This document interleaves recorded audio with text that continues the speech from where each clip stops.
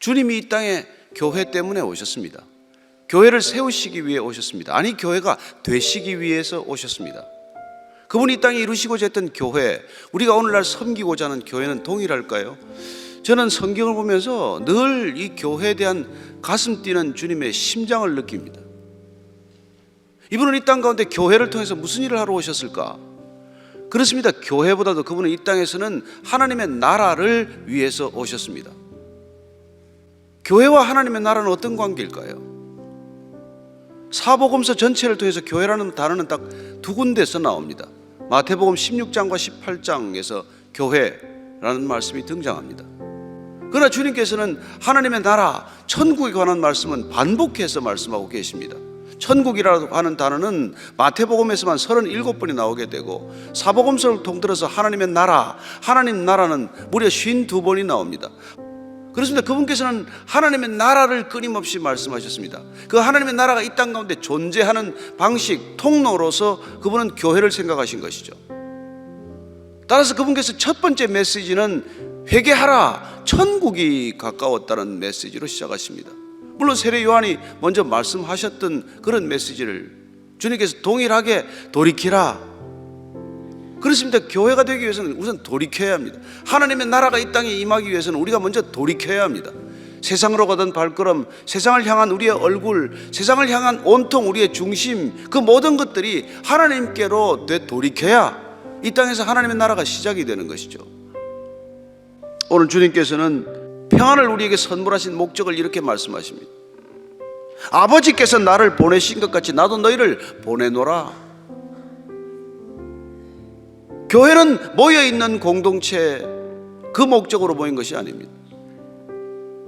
교회에서 누리는 이 평안을 가지고 이곳에서 우리가 초막을 짓고 셋이 여기 우리가 영원토록 여기서 요람에서 무덤까지 보호받기 위해서 이곳에 부른 것이 아니라는 것입니다. 주님께서 샬롬을 주시는 까닭, 우리를 교회로 부르신 까닭,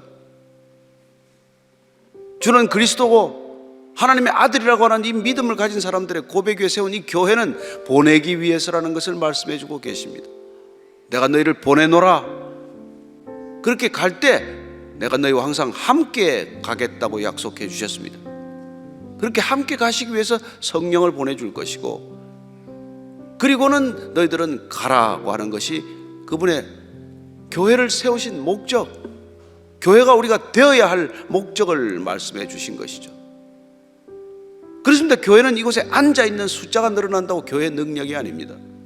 교회는 가라고 하는 명령을 받아들이고 주님의 명령에 순종하는 사람들이 얼마나 갈 수 있느냐가 교회의 능력 아니겠습니까? 얼마나 우리는 갈 수 있을까요? 어디까지 갈 수 있을까요? 참된 교회의 능력은 이렇게 가라고 하는 주님의 명령을 우리가 받아들이고 갈 수 있을 때 주님이 드러나지 않겠습니까? 예루살렘 성전을 보고, 헤롯 성전을 보고 감탄하는 제자들에게 너희들이 저 성전을 보고 감탄하느냐? 그렇습니다. 복음은 성전에 갇히지 않습니다. 교회는 성전이 아닙니다. 주님께서는 이 땅에 진정한 교회, 그 교회가 성전에 근거하지 않을 것임을 말씀해 주신 것이죠. 예루살렘 성전을 보고 감탄할 때 그렇게 말씀하신 까닭은 무엇입니까? 그 성전이 무너지게 하신 것은 무슨 까닭입니까? 그렇습니다. 주님께서는 그 성전을 허물고 우리를 성전으로 세우시기 위해서, 우리를 교회로 만들기 위해서 그분께서는 오셨고 친히 모퉁이돌이 되셨습니다. 그분이 모퉁이돌이고 그분이 버린 돌이 기초석이 되었다고 말씀하셨고, 그분 위에 우리는 차례차례 연합하여 교회가 지어진 것이죠. 그렇습니다. 단 두세 사람이라도 내 이름으로 모인 것을 교회라고 그분께서는 부르기 위해서 오셨습니다. 모든 종교들이 성전에 갇히는 동안 그분께서는 우리를 성전으로부터 자유케 하기 위해 오신 분입니다.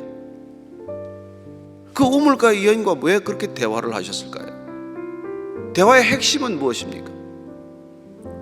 그 여인은 도대체 당신들은 예루살렘 성전에서 예배를 드려야 참 예배라고 말하고, 사마리아 사람들은 저기 산당에 가서 예배를 드려야 참 예배라고 말하는데 도대체 어디가 참말입니까? 어쩌면 우리도 지금도 그렇게 고민하고 있지 않습니까? 어디 가서 예배를 드려야 우리는 진정한 예배를 드릴 수 있습니까? 아니, 주님께서는 여기도 아니요 저기도 아니요 신령과 진정으로 드리는 예배가 참 예배라고 말씀하십니다. 그렇습니다. 예배는 장소의 문제가 아니라 우리 중심의 문제요, 우리 태도의 문제요, 우리의 영적인 결단의 문제라는 것을 말씀해 주고 계시지 않습니까? 결국 그분은 나중에 그분 자신이 성전임을 말씀해 주고 계십니다. 요한계시록에 가면은 그곳에는 성전이 없습니다. 어린 양이 성전입니다.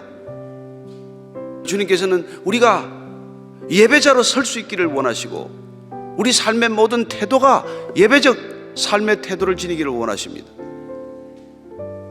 아침이 고요한 시간에 우리가 신령과 진정으로 드리는 예배도 중요하지만 그러나 우리가 삶의 현장에서 신령과 진정으로 살아가는 삶의 모습을 그분께서는 원하시는 것이죠.